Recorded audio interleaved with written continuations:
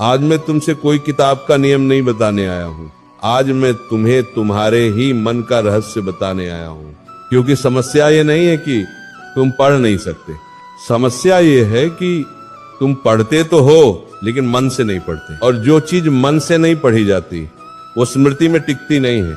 बच्चों, सबसे पहले इस भ्रम को तोड़ दो कि मेरा दिमाग कमजोर है।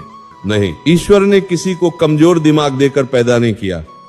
अगर ऐसा होता तो कोई किसान का बेटा आईएएस न बन पाता, कोई गरीब बच्चा डॉक्टर न बन पाता। तुम्हारा दिमाग कमजोर नहीं है, तुम्हारा मन बिखरा हुआ है। मन इधर उधर भागता है और दिमाग बेचारा क्या करे, पढ़ा हुआ क्यों भूल जाता है। ध्यान से सुनो, तुम किताब खोलते हो लेकिन मन मोबाइल में होता है, मन दोस्त में होता है, मन डर में होता है, मन तुलना में होता है, और फिर कहते हो महाराज याद नहीं रहता। बच्चों, जो मन के बिना पढ़ा गया वो कभी याद नहीं रहता। मन को साधे बिना स्मरण शक्ति नहीं आती। शास्त्रों में कहा गया है यत्र योगेश्वरः कृष्णो यत्र पार्थो धनुर्धर। जहां कृष्ण है वहीं विजय है। आज के युग में कृष्ण एकाग्र मन, जहां मन टिक गया वहीं विद्या टिक जाएगी। पहले तो पढ़ाई से पहले मन को शुद्ध करो। पढ़ने से पहले 5 मिनट का नियम अपनाओ। किताब खोलने से पहले आंख बंद करो, गहरी सांस लो, मन में कहो हे प्रभु मेरे मन को स्थिर कर दो, मेरी बुद्धि को पवित्र कर दो, मैं जो पढ़ूं वह मेरी स्मृति बन जाए।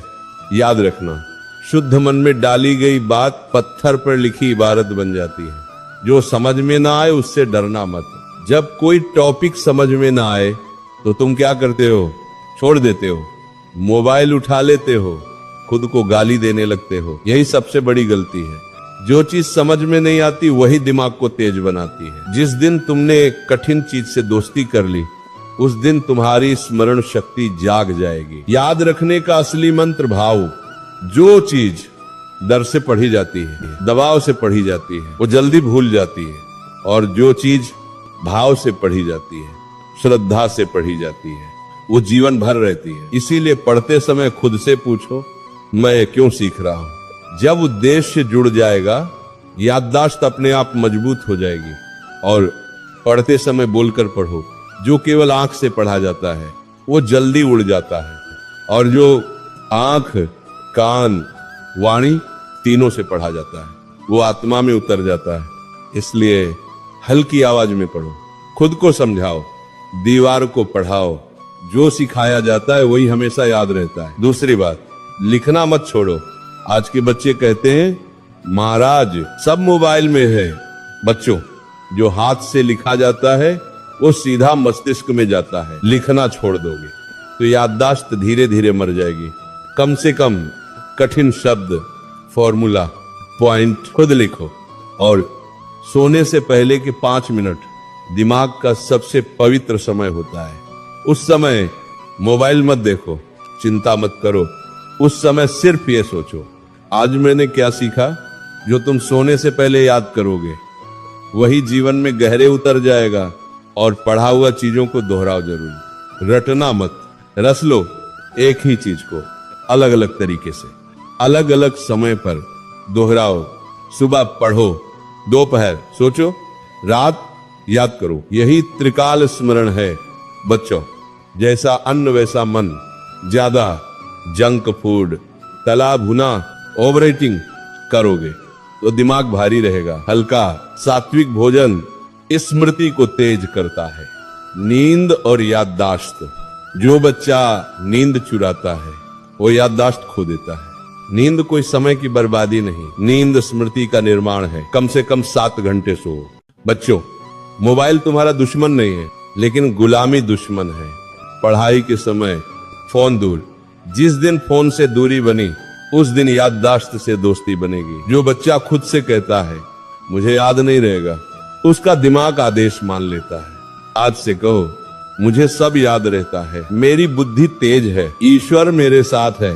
बच्चों, पढ़ा हुआ हमेशा वही याद रख पाता है जो पढ़ाई को पूजा बना लेता है। जिस दिन किताब मंदिर बन जाएगी, कलम पूजा बन जाएगी, उस दिन भूलने का रोग खत्म हो जाएगा। तुम कमजोर नहीं हो, तुम टूटे नहीं हो, तुम बस अपने मन से दूर हो गए हो। आज से मन को पकड़ो, मन को साधो, मन को पढ़ाई से जोड़ो, फिर देखना जो आज भूल जाता है वही कल सबको चौंकाएगा। याद रखना, आज तुम जिस अवस्था में बैठे हो वहीं से तुम्हारा भविष्य जन्म ले रहा है। आज का 1 घंटा, आज का एक निर्णय, आज का एक संकल्प कल तुम्हारी पूरी दिशा बदल सकता है। ये मत सोचना कि अब बहुत देर हो चुकी है। देर तब होती है जब मन मर जाता है। जब तक सांस चल रही है तब तक सुधार संभव है। तुम्हारे भीतर अपार शक्ति है। ईश्वर ने किसी को खाली हाथ नहीं भेजा, पर जो अपनी शक्ति को पहचान लेता है वही आगे बढ़ता है। दुनिया तुम्हें कमजोर कहेगी, पर तुम अपने कर्म से उत्तर देना। शोर मत मचाओ, परिश्रम को बोलने दो। अगर मन थक जाए तो थोड़ी देर रुको, पर पीछे मत हटो। थकान शरीर की होती है, हार मन की होती है। याद रखना, सफलता शोर से नहीं आती, वह मौन साधना से जन्म लेती है। जो विद्यार्थी आज अपने आराम की बलि देता है, कल जीवन उसके चरणों में झुकता है। तुम्हारा मार्ग कठिन हो सकता है, पर तुम अकेले नहीं हो। ईश्वर तुम्हारे साथ है, और सबसे बड़ी बात, तुम्हारा आत्मविश्वास तुम्हारे साथ है। अब जब इस प्रवचन को सुनकर उठो, तो केवल प्रेरणा लेकर मत उठना, संकल्प लेकर उठना। आज से कम बोलना, अधिक पढ़ना, कम सोचना, अधिक करना। और जब कभी मन डगमगाए तो अपने हृदय से पूछना, क्या मैं अपने लक्ष्य के साथ ईमानदार हूं? यदि उत्तर हाँ है तो डरने की कोई आवश्यकता नहीं। ये जीवन साधारण बनने के लिए नहीं मिला, तुम्हें कुछ विशेष करना